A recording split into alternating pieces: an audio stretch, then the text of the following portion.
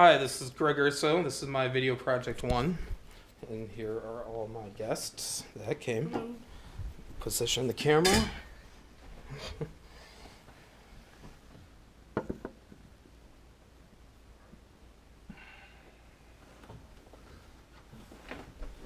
Today we're going to be talking about nationalism. Nationalism is an ideology that explains the individual's devotion to the nation-state by neglecting other interests. It has taken many different shapes in various geographies, cultures, histories, and political systems. Even in location, nationalism has transformed from one form to the other throughout history. The core of nationalism is nation. The various definitions recall the story in which a group of blind men touch an elephant to learn what it is like. Each one touches a different part, but only one part, such as the side or the tusk. Then they compare notes on what they felt and learn. They are in complete They then compare notes on what they felt and learn that they are in complete disagreement. All attempts to define nationalism are similar. They come from the perspective of the scholars' disciplines. And like to the blind men, each discipline touches only one aspect of nationalism. The concept of nation is historically older than nationalism as a political movement. The English word nation comes from the Latin word nasci, which literally means to be born. The word has gradually taken the meaning of a large group of people with common ancestry. The idea of nation takes shape in conjunction with cultural, political, and psychological factors. The idea of nation as a cultural entity dates back to the 18th century. They also believed that language constructed one's worldview. He demonstrated how epics, myths, legends, and folk songs build the spirit, and it can be named. The political allegiance, citizenship, and homogeneous population that form the nation are products of the modern age. A nation is a group of people bonded to each other by citizenship under the authority of a political construction that ignores cultural, ethnic, and other loyalties in this sense. Nations somehow evolved into politics and have thereafter been processed under the rules of. The United States and the United Kingdom are given the examples of this type of political nation. The case of the United States fits in the state-nation concept. It is hard to build a national identity that depends on the commonality of shared cultures and historical past.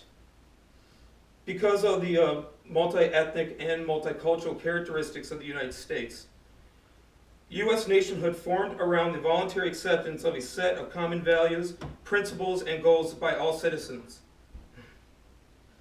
It is possible to use the melting pot analogy for these types of states. Since state nations are not composed of one individual culture, they have the challenge of creating an organic unity.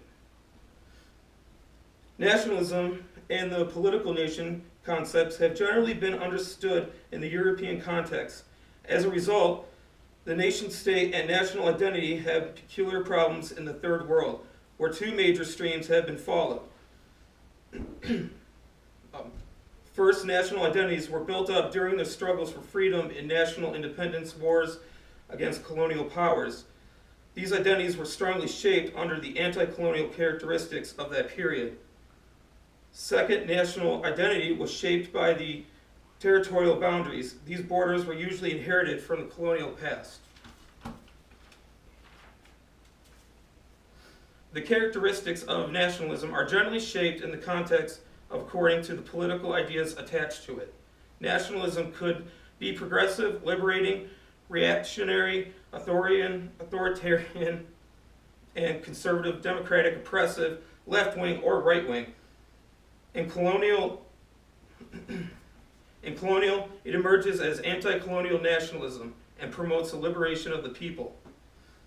The major political presentations of nationalism could be grouped as liberal nationalism, conservative nationalism, or anti-colonial nationalism. Liberal nationalism is also known as civic or civil nationalism. It is different from the other types of political presentations of nationalism in that liberal nationalism is characteristically non-xenophobic. Liberal nationalism supports every nation's right to self-determination and freedom. Conservative nationalism reached its zenith after World War I with the establishment of national states. Conservative nationalism brings social cohesion and public solidarity derived from patriotism into focus and is not interested in the national self-determination of liberal nationalism. After the end of the Cold War, the newly independent states displayed extreme hatred towards their colonial past, as well as rising nationalism.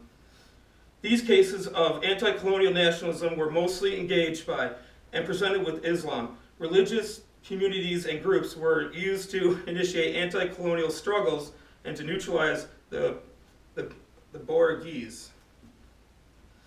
To sum up, in the 21st century, the subjective and objective factors of nationalism are rapidly changing with globalization and technology innovations. Indeed, with the internet communication capabilities, the mass media, and the digital age has made the world a lot smaller now. Even the untouched spaces of the earth have been connected by global information, which squeezes the local culture into order to accommodate itself. And thank you guys.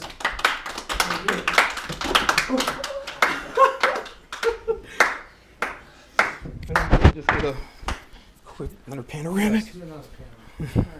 Here's all my guests. Thank you very much.